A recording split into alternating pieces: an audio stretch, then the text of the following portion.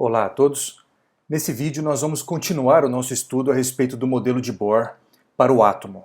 Nós já deduzimos o raio, a velocidade, a energia total do elétron nas órbitas do átomo, e nesse vídeo nós vamos usar o R para calcular numericamente para um átomo de hidrogênio ou algum átomo mais pesado, mas que seja de um elétron apenas. Nós vamos calcular esses valores de raio, velocidade e energia. Eu sou o Ricardo Avelino Gomes, professor do Instituto de Física da Universidade Federal de Goiás. Bom, nós vimos que o espectro de emissão de átomos, aqui você vê o hidrogênio, o hélio, o mercúrio e o urânio. Vamos nos atentar ao do hidrogênio agora. Você vê que ele não é um espectro contínuo. Eu tenho linhas espectrais. Isso fez com que o átomo de Rutherford, que já discutimos, não estivesse em acordo com os resultados experimentais. Então, com o postulado de Bohr, com os postulados de Bohr, da quantização do momento angular, orbital e os demais, nós podemos deduzir o raio, a velocidade e a energia total do modelo de Bohr para o átomo. É o que nós fizemos nesse vídeo sobre o modelo de Bohr. E nós encontramos essas expressões. O raio em função do número quântico n, de um inteiro quântico, que pode ser 1, 2, 3, a velocidade da mesma forma, aqui com uma dependência com o R e aqui sem nenhuma dependência. Eu calculo o R a partir dessas constantes e do n. E a velocidade a partir de todas essas constantes e do n. E a energia da mesma forma, que vai com 1 sobre n ao quadrado. E a partir desses cálculos, nós podemos encontrar esses valores para o átomo de hidrogênio, que são os valores de energia para cada uma das órbitas, para n igual a 1, 2, 3, até infinito, e, consequentemente, o comprimento de onda do fóton emitido numa determinada transição. Por exemplo, do nível n igual a 2 para n igual a 1. Nós podemos calcular, então, o comprimento de onda, que é exatamente essa linha, do 2 para o 1. Do 3 para o 1 é essa linha. E assim por diante, obtendo, portanto, a série de Lyman. Aqui está a série de Balmer, Paschen e assim por diante. Então o que nós vamos fazer agora é usar essas expressões e obter esses valores para calcular essas transições também. E depois vamos identificar as transições referentes à série de Lyman, de Balmer, Paschen, etc. E aqui são a série do hidrogênio, do visível, ultravioleta próximo e visível, vermelho, azul, violeta, até o ultravioleta próximo, que vamos obter também para o átomo de hidrogênio. Então, eu vou usar para isso o RStudio. O RStudio é um ambiente para programar, para escrever em R. E a primeira coisa que eu vou fazer é abrir um script para começarmos a estruturar o nosso código, que depois iremos executar e usar essas funções que nós vamos criar para obter todo aquele espectro que acabamos de mencionar. Então vamos lá. No R, se eu colocar desse sinal, o que vier depois naquela linha é um comentário. Então eu vou colocar aqui modelo de Bohr para o átomo. E a primeira coisa que eu vou fazer é escrever algumas constantes que nós vamos utilizar. Então eu estou construindo um script, aqui nós vamos executar esse script, e depois usar as funções que nós vamos criar. Se tiver algum plot, alguma figura, algum gráfico, ele será observado aqui nessa outra parte da janela do RStudio. Muito bem, as constantes que nós vamos precisar usar. Veja, nós temos aqui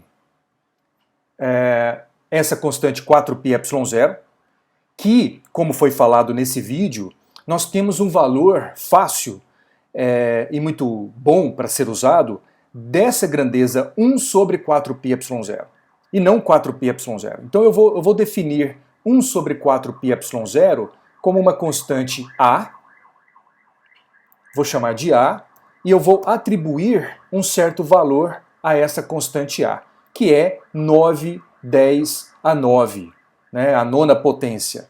E a forma de escrever isso, de forma simplificada, é 9e9. Claro, também poderíamos escrever algo como 9 vezes 10 elevado a 9. Né, daria o mesmo. Mas, de forma resumida, 9e9. E, como eu já mencionei, depois do que está escrito, depois desse símbolo, é constante, quer dizer, não é interpretado, né, é um comentário. Então eu vou colocar aqui a unidade dessa constante. A unidade dessa constante é o Newton vezes 1 metro quadrado. De novo, aqui não é programação, aqui eu estou só fazendo um comentário para a gente lembrar, né? Newton vezes metro quadrado dividido por Coulomb ao quadrado. Porque veja, ele entra aqui quer dizer, aqui não dá para ver, mas nesse vídeo da dedução, ele é um termo que está na força de Coulomb, né? E aí ele tem essas unidades que aqui foram colocadas. Outra unidade que nós vamos precisar é a constante de Planck. A constante de Planck é 6,63 vezes 10 a menos 34. Qual é a unidade? É o Joule vezes o segundo, né? Então, coloco o sinal de comentário e Joule vezes segundo para deixar organizado, né? Nós também vamos utilizar H cortado. Então eu vou colocar H cortado como H bar, né? H como a barrinha cortando, H cortado, que vai ser o próprio H, que já foi definido acima, dividido por 2 vezes o valor de π. Então, dividido por 2π. Isso é o H cortado. Claro, a unidade dele continua sendo Joule vezes segundo. Outra unidade que nós também vamos precisar é a constante, a carga fundamental. A carga fundamental, que é 1,602 10 a menos 19 Coulomb. Agora, esse fator, além de usá-lo como a carga fundamental, e que faremos, nós também vamos usar esse fator para a transformação de Joule para elétron-volt, né? Porque 1 elétron-volt é igual a 1,602 10 a menos 19 do Joule. Então ele também será usado com esse propósito. Outra constante que vamos utilizar é a velocidade da luz no vácuo. Então, que é 3 vezes 10 a 8 metros por segundo, mas eu vou colocar com mais casas decimais. 2,998 10 elevado à oitava. Claro, eu estou falando vírgula, mas nessa linguagem o decimal é o ponto, né? Então eu defini algumas constantes, mais uma, a massa do elétron. A massa do elétron em quilogramas é 9,11 10 a menos 31 do quilo. Então eu vou escrever aqui para deixar bem claro qual é a unidade que estamos utilizando para o valor da massa. Bom, eu vou precisar executar esse script que nós começamos a escrever, né? E para fazer essa execução, eu preciso gravar esse arquivo e atribuir um certo nome a ele. Então vamos lá, vamos gravar. Vou colocar um nome de modelo de Bohr, ou cálculo do modelo de Bohr, e vou gravar aqui no desktop para, caso seja necessário, encontrar o arquivo. Mas aqui basta agora nós executarmos e ele vai colocar todas essas constantes na memória da nossa seção do R. Bom, eu acho que agora nós temos tudo para começar a escrever essa expressão do raio, né? Nós já escrevemos quem é o H cortado, esse 4πε0 na forma de 1 sobre 4πε0, a massa e a carga fundamental. Coloquei outras também, como a constante da velocidade da luz no vácuo. O Z e o N eu não vou colocar como constantes, né? O Z ele vai caracterizar o átomo que nós estamos utilizando. Se for Z igual a 1, é o hidrogênio. Se for Z igual a 2, é o hélio. Mas lembrando, esse modelo é para átomos de um elétron apenas. Então, se for o hélio, é o hélio uma vez ionizado. Se for Z igual a 3, que é o lítio, será o lítio duplamente ionizado, né? Então, arrancado 2 elétrons do lítio, ele vai ter um elétron apenas. Então, nós temos tudo para escrever. A expressão é aquele A que eu defini, que é isso, então vai ser 1 sobre A, né? A primeira parte do R, e eu vou ter um H cortado ao quadrado no denominador. Depois eu volto para escrevermos as demais. Então vamos lá. O raio da órbita, né? Ele vai ser, eu vou chamar de R, mas eu não quero que seja um objeto com um valor fixo. Eu quero que esse R seja uma função que tem parâmetros que eu vou colocar, né, entre parênteses. Mas antes de saber quais são os parâmetros que eu vou definir para a minha função R, eu vou expressar, né, escrever quem é o R. Isso, ele vai ser 1 sobre A, lembrando que o A é, né, 1 sobre 4πε0, então como aqui entra o próprio 4πε0, ele vai ser 1 sobre A, vezes, aí aqui vai entrar o N ao quadrado, veja, N ao quadrado, vezes H cortado ao quadrado, então vezes H bar ao quadrado, dividido por uma série de termos. Então eu vou colocar entre parênteses para garantir que eu estou fazendo a divisão de toda aquela sequência de 3 termos, né? É a massa vezes o Z vezes E ao quadrado. Então a massa, M, vezes Z vezes E ao quadrado. Então note, eu defini quem é H bar, defini quem que é o parâmetro A, a constante A, e defini quem é E, mas não Z e nem o N. Então esses são exatamente os parâmetros que eu quero colocar abertos. Ao chamar a função R, eu terei agora que especificar se Z é igual a 1 para o átomo de hidrogênio ou se ele é 2 para outro átomo. Então eu vou colocar que Z é um parâmetro em aberto, né? E N também. Então essa função, quando eu colocar o R e especificar esses 2 parâmetros, aí sim ele vai conseguir executar essa função, né? E ele vai me dar o raio de uma determinada órbita. Então eu vou gravar, né? Posso gravar aqui e posso executar esse código clicando em Source. Quando eu faço isso, ele executa no console, né, do RStudio. Aqui é onde eu escrevo para executar o que eu quero, né, executar as funções, sejam do meu script, sejam outras funções que eu quiser escrever aqui no console do R. Então, com esse comando, source, e o nome do arquivo, do script, ele carregou todas essas constantes e também essa função na memória dessa seção do R.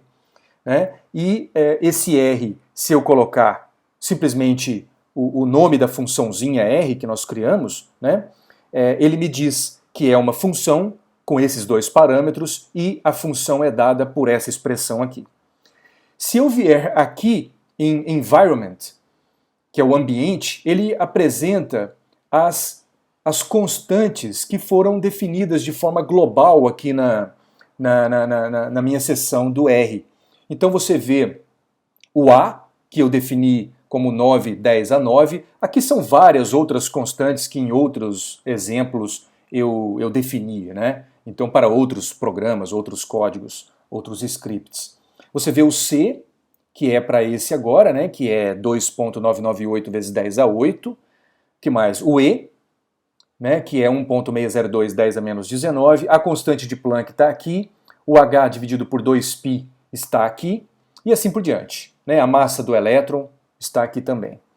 Então, se eu quero usar, eu vou diminuir essa parte, se eu quiser usar agora essa minha função, eu faço simplesmente R, e aí você nota que quando eu coloco o R e abro e fecho parênteses, ele apresenta aqui para mim, vou fazer de novo, R ele apresenta que essa função pode receber z e n, são os dois parâmetros dessa função. Então, o primeiro é z, eu vou colocar z igual a 1, né, que é o átomo de hidrogênio, e vou colocar o primeiro nível orbital também. Então, R11. E ele me dá o valor de 5,29 10 a menos 11 do metro. Eu coloquei tudo aqui constantes no sistema internacional, né? Então aqui ele me deu em metro. Agora, é mais usual falarmos no raio em termos de angstrom. Então eu posso editar essa expressão, essa fórmula que nós criamos, dividindo por 1 vezes 10 a menos 10, que é exatamente 1 angstrom, e aí ele vai apresentar agora o resultado dessa função em termos de angstroms. Então para isso agora, você vê que está em vermelho, ele não está salvo, né? Então eu vou gravar, pronto, e agora eu executo de novo o meu script, né? Aqui ele executa novamente, e eu posso, com a seta para cima, eu posso encontrar esse comando que foi dado anteriormente, R11, e ele apresenta agora a resposta em angstroms, tá? Porque eu dividi, eu posso até colocar aqui que agora essa função está definida em angstroms, tá? E você vê que a resposta para a primeira órbita do átomo de hidrogênio, o raio é de meio angstrom, 0,53, né? Meio angstrom. O que foi comentado na aula anterior, que é um resultado de sucesso para o modelo de Bohr. Por quê? Porque o modelo prevê o tamanho do átomo de forma correta com o que se sabia experimentalmente para o átomo de hidrogênio. Então nós temos agora a resposta para o raio. E eu posso encontrar... Note que essa é uma forma reduzida, né, de escrever. Eu poderia também escrever aqui que eu quero o raio de z igual a 1 e n igual a 1, né? E aí eu sou um pouco mais explícito nessa chamada da função r. Mas não é necessário, eu posso simplesmente escrever R11 como já fizemos. Se eu quero saber o raio da próxima órbita, n igual a 2, como foi discutido, por conta desse n ao quadrado, a segunda órbita de n igual a 2, então, né, ela vai ser 4 vezes o raio da primeira órbita. Então é o que veremos agora, né? Para z igual a 1 e n igual a 2, o raio é de 2 angstroms. Então 4 vezes o raio da primeira órbita. E assim por diante. Se eu fizer para n igual a 3, né, vai ser 9 vezes o raio da primeira órbita, por conta desse n ao quadrado. Tá? Agora vamos definir a função da velocidade. Então vamos escrever aqui a velocidade do elétron numa determinada órbita. Numa órbita. Então vai ser a função v, que o comando aqui para definir uma função é function, e entre parênteses são os parâmetros que essa função vai receber, e entre colchete, entre chave, é a forma funcional dessa função. Então veja, essa função ela pode ser escrita na forma de constantes, né, que vai ser 1 sobre 4πε0 vezes z ao quadrado dividido por n, ou eu posso chamar a função que nós já construímos do r. Né? Então vai ser n vezes h cortado dividido pela massa vezes o r. E é o que faremos para dar exemplo de uma função que chama outra função. Né? Então eu vou escrever que é 1 sobre 4πε0 vezes, voltando aqui, não, desculpa, eu vou escrever por essa forma, então vai ser n vezes h cortado. Vai ser n vezes h cortado, h bar, dividido. O denominador eu vou colocar entre parênteses, né, que vai ser a massa vezes a função r. Então vai ser a massa do elétron vezes a função r. Mas a função r de que parâmetros? Dos parâmetros z e n. Então essa função velocidade, ela também tem que receber, quando eu quiser calcular a velocidade do elétron numa determinada órbita de um determinado átomo. Então eu tenho que especificar qual é o átomo, se é z igual a 1, e qual órbita que eu quero. E para esse cálculo, ele vai chamar a função r também para aquele mesmo z que eu especifiquei aqui e para o n que também foi especificado aqui, tá? E aí ele então calcula. E isso vai estar em que unidades? Vai estar em metros por segundo, tá? Então a gente pode salvar esse script e executá-lo para carregar essa nova função que foi escrita na memória do nosso R, né, da seção que estamos trabalhando. Então agora, no console, eu posso digitar aqui, pedir, né? Ó, veja que V também ele me pede quais são os parâmetros Z e N dessa função que acabamos de criar, que é a velocidade do elétron numa determinada órbita. Eu quero então a velocidade no átomo de hidrogênio, Z igual a 1, e também da primeira órbita. Então V11, né? E eu vejo que o valor é de um valor muito baixo, né? Tem alguma coisa estranha aqui. E eu acho que eu já sei o que é, né? NH cortado dividido por MR. MR e NH cortado. Essa velocidade... Ah, já sei.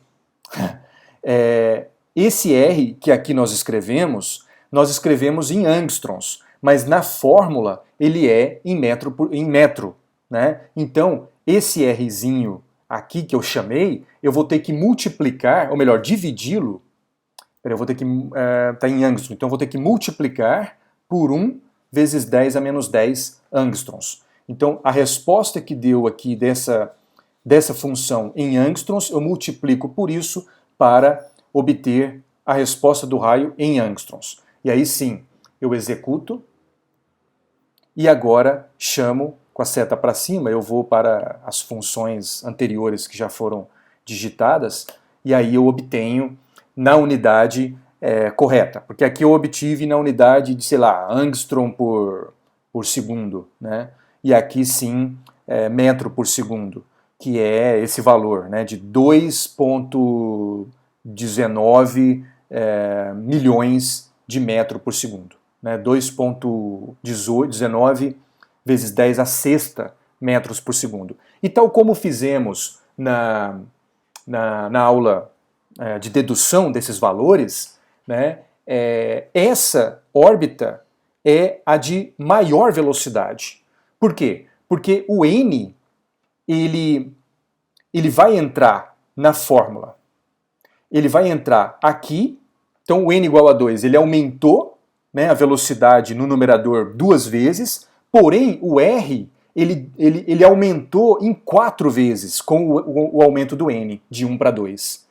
Então o denominador teve um fator 4 e o numerador um fator 2. Ou seja, a velocidade será a velocidade do n igual a 2 será a metade da velocidade para o n igual a 1. Né? E assim por diante para os demais valores de n. Ou seja, a órbita que tem o elétron com maior velocidade é a órbita para n igual a 1. E nós podemos verificar isso. Basta colocar aqui o n igual a 2 e você vai ver que há uma redução exatamente por um fator 2. Né? Então aqui você vê que é de 1,09 vezes 10 a sexta metros por segundo. Então a velocidade maior é a de n igual a 1. Voltemos a ela e vamos comparar, tal como fizemos na aula anterior, vamos comparar essa velocidade com a velocidade da luz no vácuo. Ou seja, eu vou dividir esse valor por c. E a gente obtém que, né, se você quiser em percentual, vou multiplicar por 100, nós obtemos que essa velocidade é 0,73% da velocidade da luz no vácuo. Ou seja, ela é menor do que 1% da velocidade da luz no vácuo.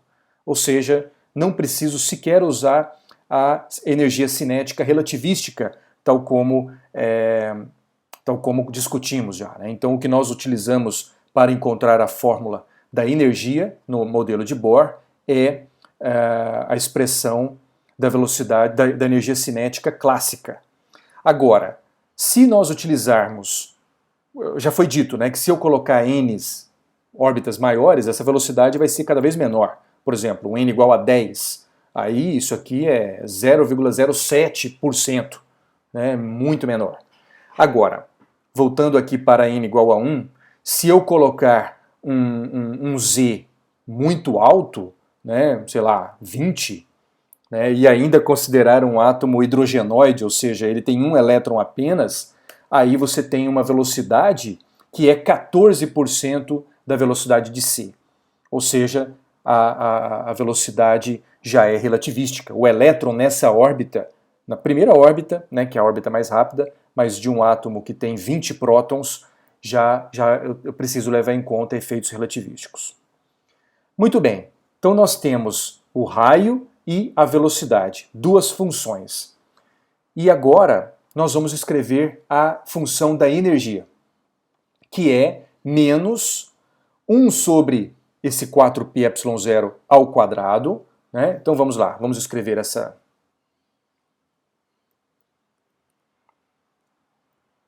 um símbolo aqui para escrever o comentário, né? Energia de uma órbita, né? De uma órbita, para um determinado valor de n.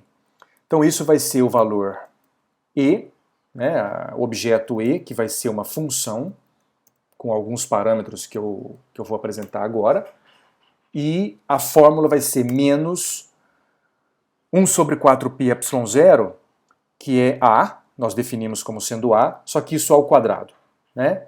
Então eu já escrevi essa parte, 1 sobre 4πε0 ao quadrado, vezes a massa, vezes Z ao quadrado, vezes E à quarta. Então, vezes a massa do elétron, vezes Z ao quadrado, vezes E à quarta. Isso é o numerador. Dividido. Vou dividir, né, e para garantir que eu escreva tudo no denominador, vou colocar esse parênteses, e quais serão os termos. Esse já foi escrito, né? Já coloquei o sinal menos também. Então vai ser 2 vezes h cortado ao quadrado e também n ao quadrado. Então vamos lá. 2 vezes h bar ao quadrado vezes n também ao quadrado. Tá?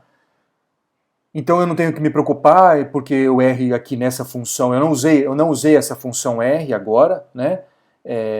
Então está tudo correto. Né? Eu já coloquei todo em termos das constantes e dos parâmetros z e n, que serão os parâmetros da minha função, tal como as demais. Então eu posso calcular a energia para um determinado átomo hidrogenoide, né? E também para uma determinada órbita. Tá? E a resposta disso será em Joule, né? Será em Joule.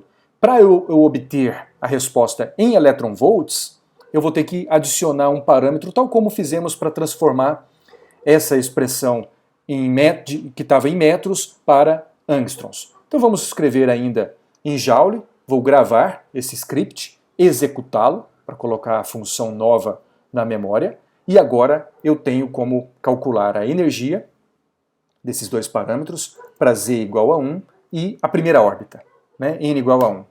E eu tenho o valor de negativo, claro, 2,18 10 a menos 18. Né? Para eu obter o valor em termos de electronvolts, que é o mais usual, eu vou dividir isso, vou multiplicar por 1 electronvolt e divido por 1,602 10 a menos 19 do Joule. Mas esse valor é exatamente o E. Então eu vou fazer simplesmente a divisão por E. E aí agora a unidade dessa função é em electronvolts. Vou gravar, executar novamente, porque eu redefini essa função, e podemos executá-la. E de z igual a 1 e n igual a 1 é menos 13,6 electronvolts, como a gente já calculou e sabemos que é a energia da primeira órbita do elétron no átomo de hidrogênio. Né? Ele tem essa energia de menos 13,6 electronvolts. Eu quero o próximo, então n igual a 2, menos 3,41, né, electronvolts, e assim por diante. Tem uma forma de obter uma sequência com todos os valores que eu quiser, né? Que basta eu escrever z igual a 1, n igual a 1, se eu colocar 2 pontos e colocar até o n igual a 10, então ele vai fazer a variação, ele vai primeiro considerar o n igual a 1, depois 2, depois 3 e assim por diante até 10. Veja, 13,6 menos 3,4, como foi obtido, para n igual a 3 aqui, esse é o n igual a 4, 5, 6, 7, 8, 9, 10. Né? Esse índice aqui é para me dizer, aqui ele me diz que a resposta da minha função tem um termo apenas, que é o primeiro termo. Né? Mas aqui esse índice ajuda. Né? Por quê? Porque aí eu sei que eu tenho que esse primeiro termo dessa segunda linha é o oitavo.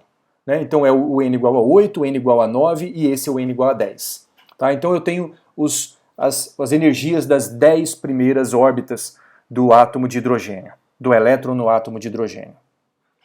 Muito bem.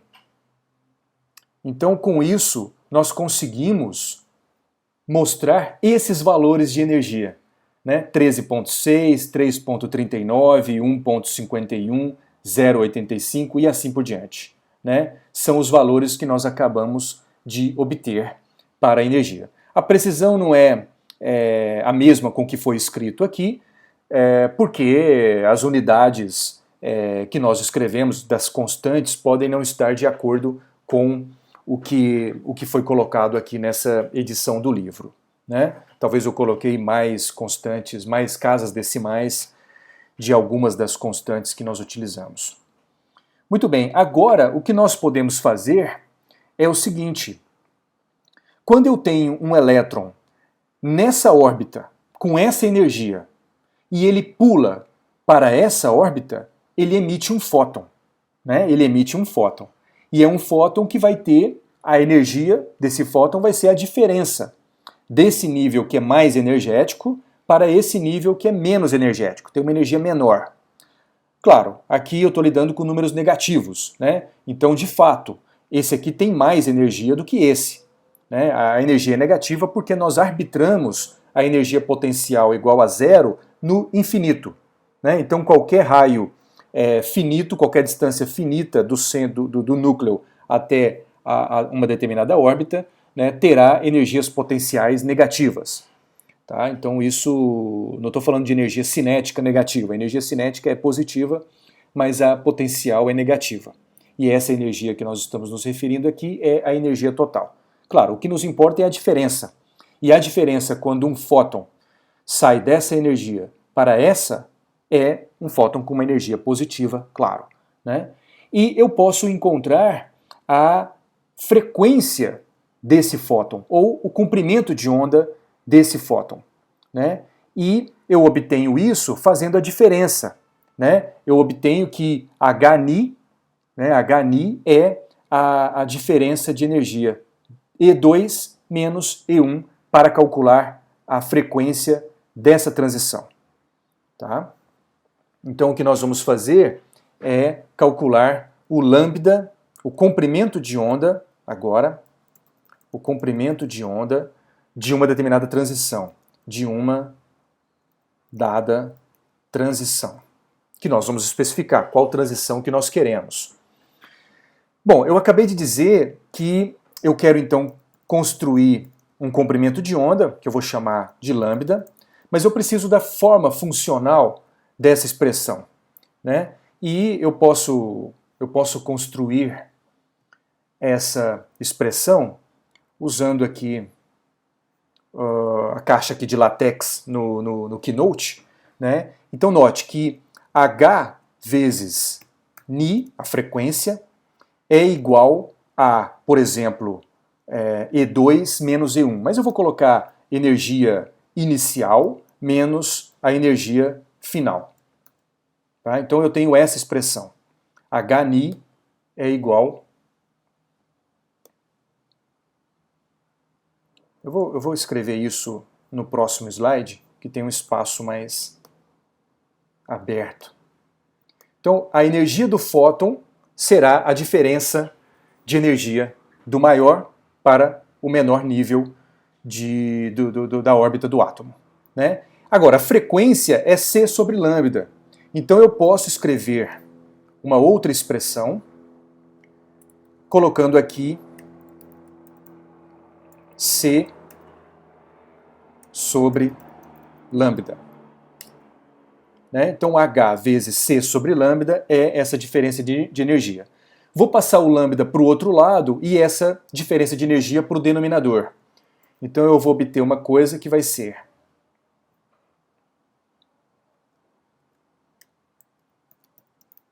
o meu lambda será H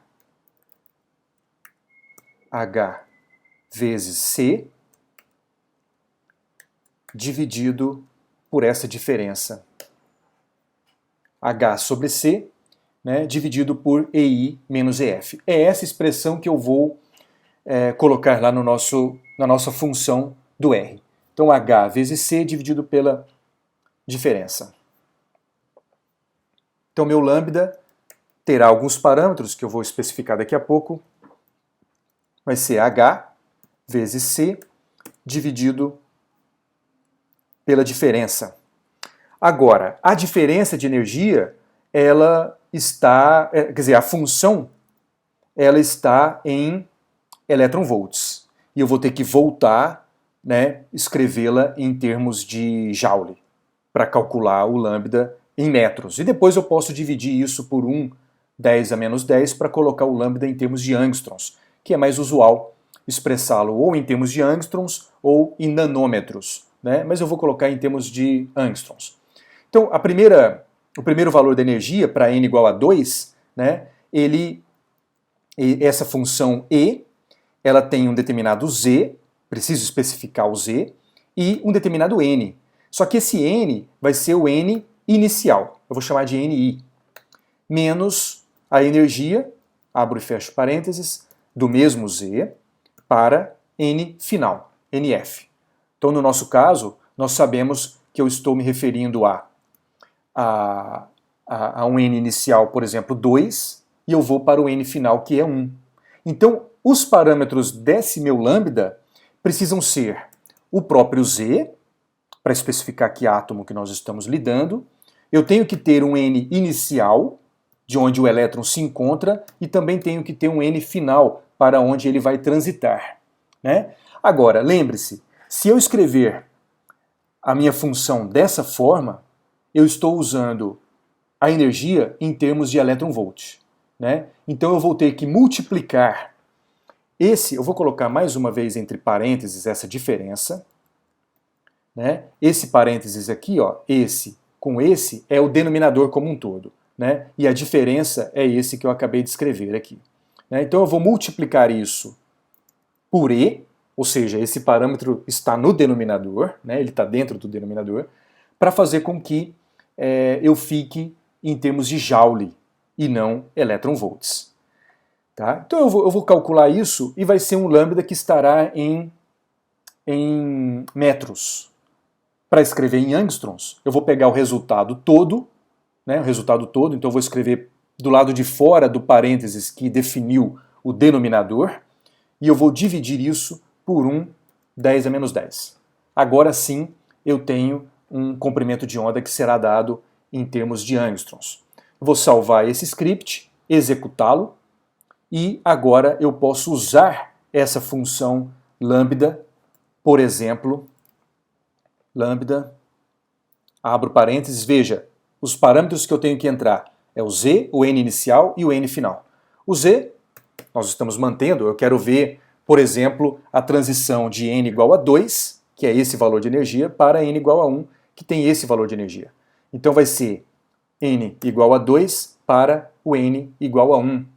Se eu executar isso, e ele me dá o valor de 1214 angstroms, que é o valor correto, né, que é o valor da primeira transição da série de Lyman, né, que está numa frequência do ultravioleta, não é do visível.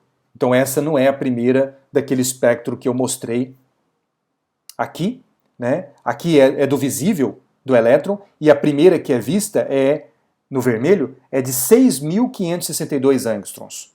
Né? Eu encontrei outra, eu encontrei uma de 1.214, né? Que está no ultravioleta. Né? Ele está na outra parte do espectro. É exatamente essa aqui, ó. Essa transição de n igual a 2 para n igual a 1, e eu obtive essa linha. que está aqui, ó, aqui 1.300 angstroms, né? E eu tenho exatamente aqui, ó, 1.200 e alguma coisa. Tá entre 1.000 e 1.300, né? 1.200. A próxima já vai ser uma coisa mais próxima aqui do 1.000, né? Então a gente pode fazer isso.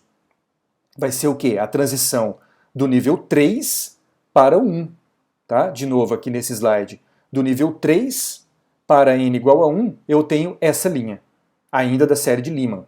A série de Lyman são todas as transições dos diferentes valores de n para o n igual a 1. Né? Isso define as séries que Lyman observou. Então, se eu fizer de 3 para 1 no átomo de hidrogênio, eu vou ter 1024 ponto alguma coisa. Né? Que é exatamente essa linha aqui, ó. 1024 alguma coisa. Se eu fizer a próxima, n igual a 4, vai ser essa, mais perto ainda do 1000. N igual a 4. 971, né? Então aqui tem alguma correção, né? Aqui tem alguma correção que ainda vamos implementar para o átomo do modelo de Bohr, né? A correção que nós vamos fazer ainda é da massa nuclear finita, porque esse modelo que nós fizemos é considerando a massa do núcleo como infinita. Mas se eu considerar a massa finita, aí eu vou ter uma correção nesses valores, como veremos daqui a pouco. Tá? O que mais? Se eu quiser obter a série de Balmer, o n final é 2. Então a transição tem que ser do nível 3 para o 2, do 4 para o 2. E aí a gente vai obter essa série. Né? Eu posso até fazer de uma vez, obter do 3, sei lá, até o 7, né?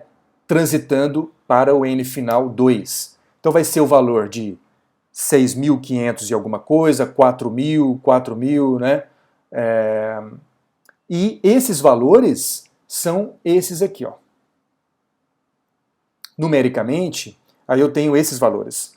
6.562, 6.557, né? Aqui a única diferença foi no 6.562 e aqui 57. Quando eu considero a massa nuclear finita, ele fica mais próximo daquele valor. Aqui nós obtivemos 4.857 angstroms para a segunda transição, 4.861 angstroms, ou seja, muito próximo, e todos eles. O último aqui é a linha do H infinito, né? Seria a maior, né? um maior nível transitando para o nível n igual a 2. No R eu tenho um número infinito, né? Esse número aqui ele é considerado infinito, então se eu posso calcular aqui a transição do n infinito, ou seja, ele vai considerar aqui na energia o n infinito, que na função da energia ele vai considerar aqui esse termo infinito, ou seja, ele vai zerar, né, essa energia, ele vai zerar a energia, mas ele calcula o valor. Né? Então você vê que a transição de um nível muito alto de energia para o nível 2 vai me dar um valor de 3.642, né, 643, e aqui você vê 3.645. Né? Nós obtivemos 43, acho. 43. Então bem próximo. Né? Bem próximo. Então isso mostra que esse programa de fato consegue calcular as órbitas, o raio das órbitas, a velocidade do elétron em cada uma das órbitas que se desejar e também a energia dessas órbitas. E além disso, eu consigo calcular o comprimento de onda. Poderíamos construir uma função que calcula a frequência, né, do fóton de uma determinada transição. Então, mais fácil ainda do que fizemos. Né? É só usar essa expressão aqui. Né? Passo o H cortado dividindo, vai ser simplesmente a diferença dividido por H. H cortado não, só H. Né? Se você quiser a frequência angular, o ômega, aí seria o H cortado. Né? Então nós conseguimos obter essa série, e podemos obter todas elas simplesmente considerando a transição as transições de qualquer valor de n para n igual a 1, série de Lyman, para n igual a 2, série de Balmer, para n igual a 3, série de Paschen, e para n igual a 4, que é de Brackett, e para n igual a 5 de Pfand. Né? Eu consigo obter todas essas séries que já eram conhecidas antes mesmo do modelo de Bohr.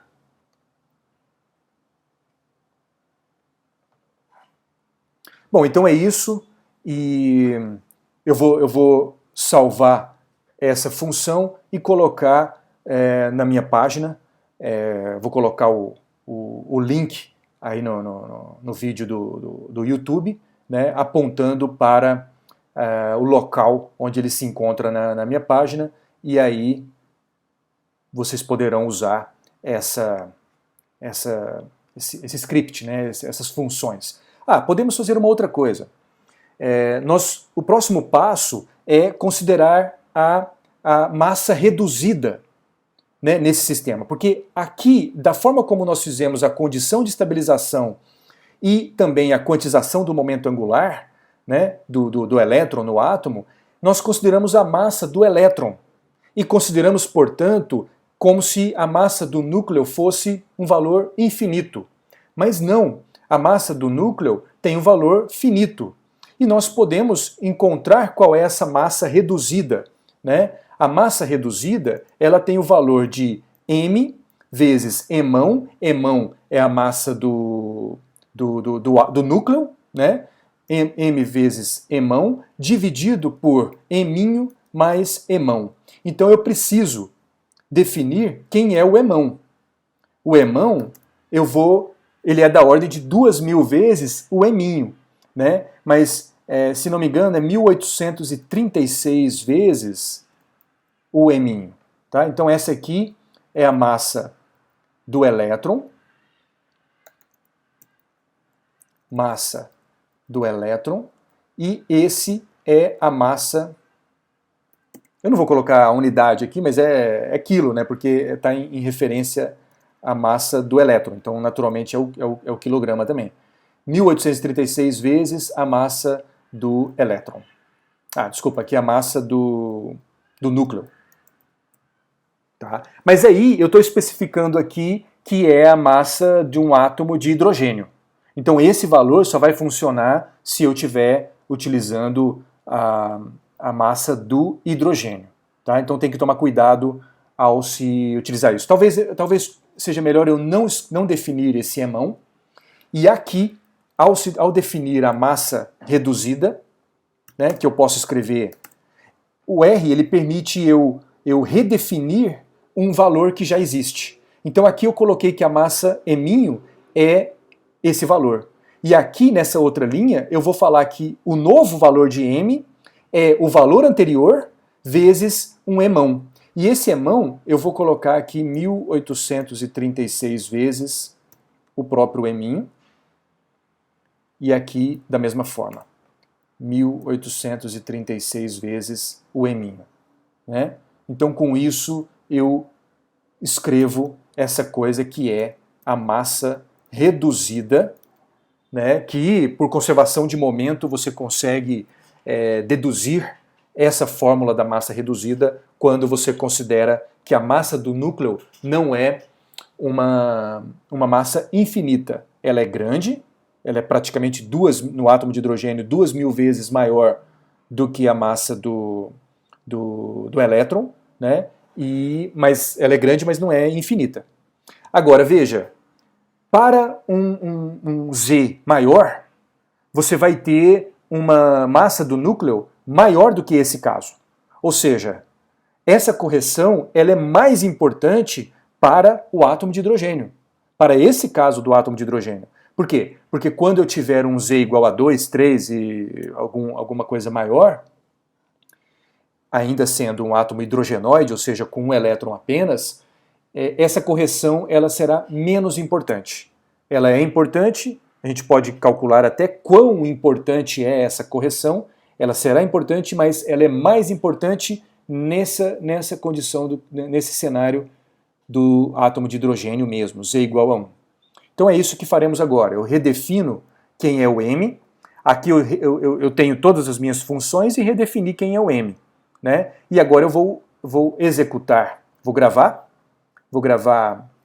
deixa eu só escrever aqui, massa nuclear finita, né? Isso implica numa massa reduzida do elétron, né? Que nós podemos chamar de μ, né? A letra grega mu, mi, e aqui no código, para não ter que reescrever o m, né, como uma outra coisa aqui, ou usar como parâmetro, poderíamos também colocar como parâmetro, né, que aí eu vou querer usar ou m, que é a massa do elétron, ou mu, que é a massa reduzida, né? Mas eu vou redefinir e posso, antes de definir, eu vou fazer o seguinte, eu vou calcular para a transição de 2 para 1 do átomo de hidrogênio, aquele 1214 angstroms, e vou agora executar esse novo código, e agora vou calcular o lambda novamente para essa transição, considerando a massa reduzida, fazendo essa primeira correção do nosso modelo atômico de Bohr. E você vê que ele é de 1214,966, né, e aqui era 305. Então é uma correção muito pequena, mas é uma correção e ela tem que ser feita, naturalmente, né? Se eu colocar de novo aqui que a massa é 9,11 10 a menos 31, né? E aí executar, por exemplo, qual é o raio da órbita 11, né? Que é o meio angstrom que nós obtivemos, aí se eu executar essa linha novamente, e como eu executo só essa linha, para não executar o script inteiro como um todo, que também poderia ser feito, né? Mas para executar só essa linha, eu coloco o mouse nessa linha e clico aqui em Run. Ele vai executar a linha corrente, né? Onde se encontra o mouse. Então ele executou essa linha, e aí sim eu calculo o raio da primeira órbita com a massa corrigida, e você vê que ele é muito próximo. Então é uma correçãozinha pequena, mas, claro, tem que ser incluída. Tá bom? Então a gente pode também especificar qual é a massa que nós queremos utilizar, se é a massa do elétron ou se é a massa corrigida, mas eu acho que uma vez que a gente percebe que isso é uma correção, ela tem que ser levada em conta, e aí a gente pode incluir essa massa dentro aqui das constantes, né? Eu defino o m, depois eu redefino o m com relação a esse m, mas isso para o caso do átomo de hidrogênio. Então eu vou fazer um comentário aqui, e quando a gente quiser usar essa correção, a gente retira, tá? Esse sinal de comentário. E para resolver algum problema que tenha um z maior, aí nós teremos que saber qual é a massa do núcleo. Grosso modo, vai ser 1836 vezes o z, né, vezes a massa do elétron. Tá? Então vou manter o comentário, salvar, executo, e ele continua funcionando as nossas funções como o raio, a velocidade, a energia e aqui o lambda, que aí para o lambda eu preciso especificar a transição, que é do nível 2 para o 1 ou do nível 5 para o 2, né? Uma determinada transição, que aí a resposta está em angstroms. Então é isso, muito obrigado e até a próxima aula.